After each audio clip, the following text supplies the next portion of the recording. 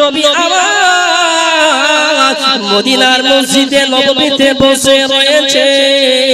আর হযরতে হাসান হুসাইন পাক দৌড়ে দৌড়ে যেন চলে যায় আর গনিমতের লাইনে যেন দাঁড়িয়ে গেলেন ইয়া রাসূলুল্লাহ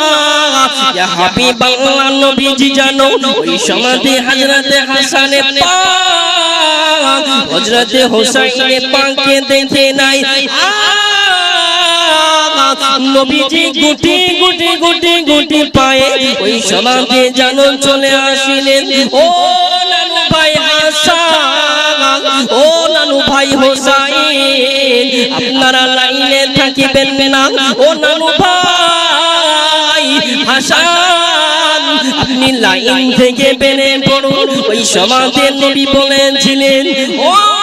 নানু ভাই হাসান ও নানু ভাই হোসাইন আপনারা লাইন থেকে বেরে হয়ে যান এই সমাধি হযরতে হাসান বলেছিলেন ইয়া রাসূলুল্লাহ ইয়া হাবিবাল্লাহ নবী গো ও গো দয়ার নবী ও গো মায়ার নবী নবীজি আমরা দুই ভাই আজ যেন 3 থেকে 4 দিন হয়ে গেল আমরা খাবার দাবার কই নাই ও নবী পাক ও নানা জান আপনি আমাদেরকে গনিমতের মাল থেকে কিছু খাবার দাবার দিয়ে দেন জোরে বলুন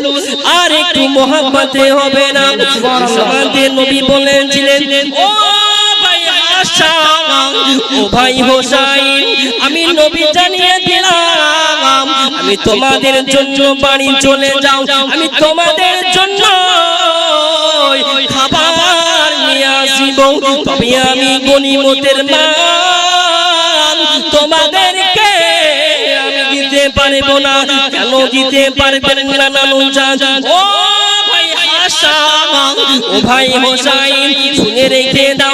রেখে দাও নবী বংশের জন্য এই গনিমতের খাওয়া মাল খাওয়া সহি হবে না জোরে বলুন আর একটু মোহাব্বতে হবে না ওই সমাজে হযরতে হাসান পাক রাদিয়াল্লাহু তাআলা আনহুমা দুইজন হুজুরে মন খারাপ করে যেন বাড়ির দিকে রওনা হয়ে গেলেন আর আসার পরে বলতে লাগিলেন ও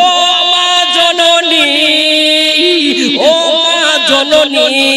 আমরা হাসান হোসাইন খাবার নেওয়ার জন্য মসজিদে নববীতে গেছিলাম ও মা জননী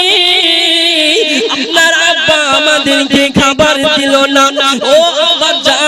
আব্বা জানকে বলুন আমাদেরকে যেন খাবার দাবার দিতে ওই সমাধি হযরতে ফাতিমা তুজ-জোহরা রাদিয়াল্লাহু তাআলা